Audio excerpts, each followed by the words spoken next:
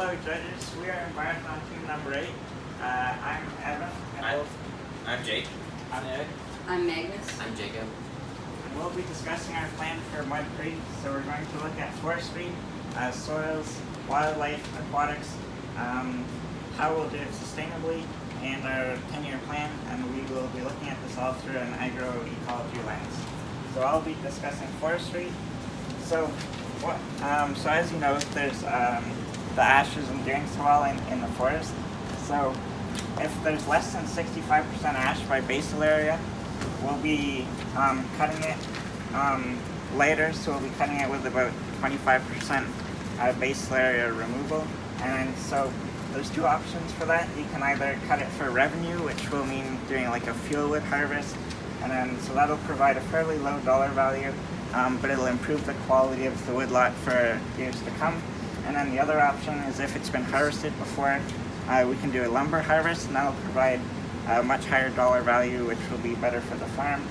And then the other option would be if you're less interested in revenue, you can just cut it for maintenance, and that would be just like a light cut, maybe 20% basal area, which will remove diseased trees and like dangerous trees, and then that way it'll be healthy for the years to come.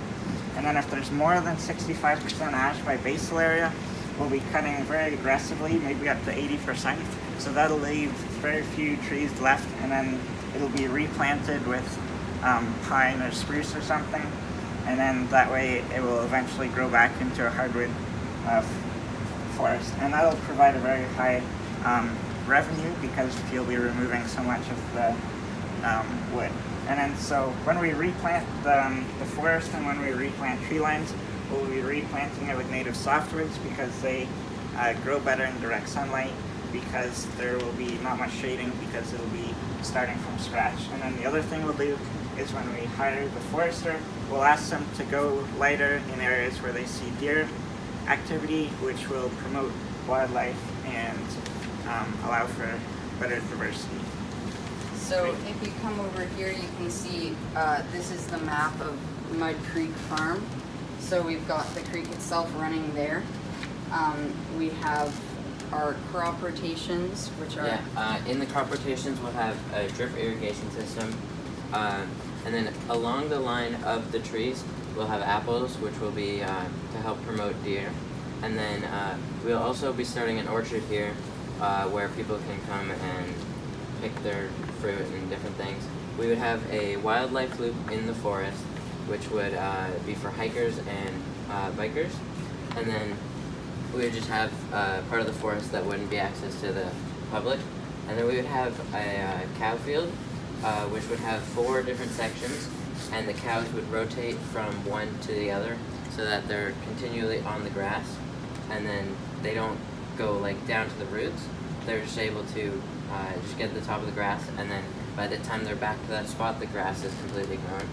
And then we would do the same with pork here, and then by the house we'd have chickens, solar panels, and we'd have cisterns for the drip irrigation, and we'd also have beehives.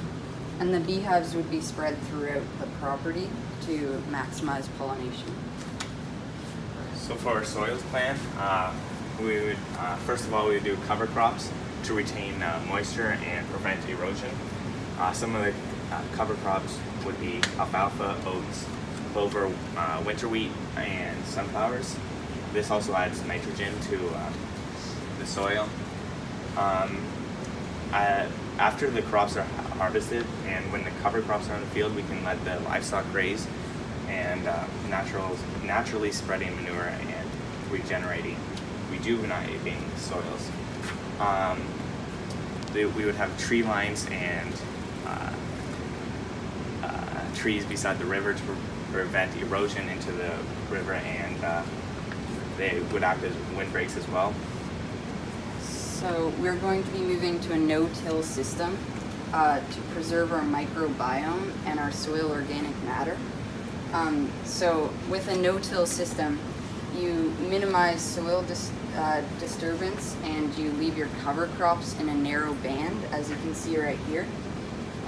So the soil isn't tilled very much because with conventional tillage methods, a lot of carbon is released It exposes microorganisms to solar radiation, and it enables erosion. So at our farm, we would need specialized equipment for this type of tillage, and we may apply some manure. So we're going to spread the manure in spring from winter animal waste, and we're also going to spread compost. For the wildlife, we're going to try to boost the population and create a diverse ecosystem. So we're going to contact the MNR about stocking fish in Mud Creek, which is right there. The fish could increase the population of fishers and martins because they like eating fish, so they might come into our forest. We're going to protect endangered species like snapping turtles because of the kind of soil that we have. It's kind of gravelly, so the snapping turtles really like that, so they'll live in our creek, and that'll be a good booster for the population. Also, endangered birds like the Henslow's sparrow, Kirkland's warbler, and the yellow-breasted chat like open fields and the like. So they'll be living with our pigs and our cows and in our fields, they'll like all that. We're gonna work with the bees to create a good pollination system. So the bees like to drink the water, so they'll be able to fly to there. They'll be able to hang around in the orchard and in the grove of apple trees right there. By having to go all the way to here and all the way to there, they're going to cross the fields and pollinate them as they fly. We're going to try to increase our deer population. The deer like the apples and the pears and the orchard over there. So they'll come out of the forest here into there and eat, and should boost the population if there's a lot of food. We also will have rabbits and vole coming in because as the population of all these other species increases, the ecosystem will become more diverse and more healthy. And the rabbits and the voles will come in because they'll see an opportunity for them to grow and flourish. And that brings us to aquatics. So at our farm, we're strictly going to use no pesticides, and we're not going to let manure leach into our waterways. So this will benefit our benthic macroinverts, which will benefit the fish and reptiles and amphibians, which predate on them. Erosion prevention is really important at our farm, so we're going to do this through maintaining vegetation and trees near and along the riverbanks. As we said earlier, we're moving to a no-tillage system, which means there will be less nitrogen and phosphorus and it'll stay in the soil. This will prevent algal blooms downstream, so we're going to have no eutrophication in the way that a conventional farm would have. Another thing, we have a rainwater collection and dispersion system, which consists of cisterns, as you can see right here, and ditches throughout our farm to collect the water. Over time, throughout the crops, there will be no evaporation and water from floods because it'll be stored 4 times of drought. So sustainable farming will be, in terms of environmentally, organic farming, no-till system, keep water clean, as was mentioned here. We're going to promote wildlife and pollination, and we're going to have solar panels to try to go green energy. Financially, we're going to have the roadside shop with produce and eggs and so on. We're going to go to the farmer's market with our meat that we produce and honey and so on. Cash cropping will be a main income. Forest will give us a cash bonus, and we're going to be renting equipment that is not used very often, once a year, to save money. And societally, we're going to have roadside shops with, we're going to try to promote tourism by having signs on the 401, and we're going to be at the local farmers market. We're going to have open days so people can come tour the farm and have co-ops for local people so they can buy produce every week or so. Okay, and all of this would be in our 10-year plan. At the start, the first year, we'd harvest all of our forests, and with a pro forest organization, we would start the orchard by planting all the trees. We would prepare to make next year a no-till year by getting all the equipment and preparing the soil, and we would put our first cover crop on that fall.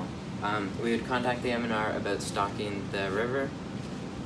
We would install our drip lines while we haven't put in any crops yet, so that the field's still ready. And then in the second year, we would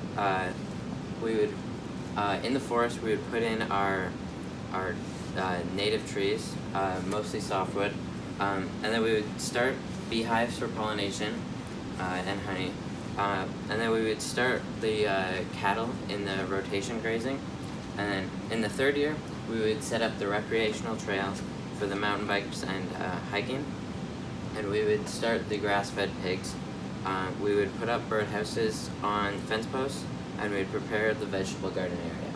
In the fourth year, we would be able to start harvesting the orchard, and we would have our vegetable garden ready, so we would harvest that too.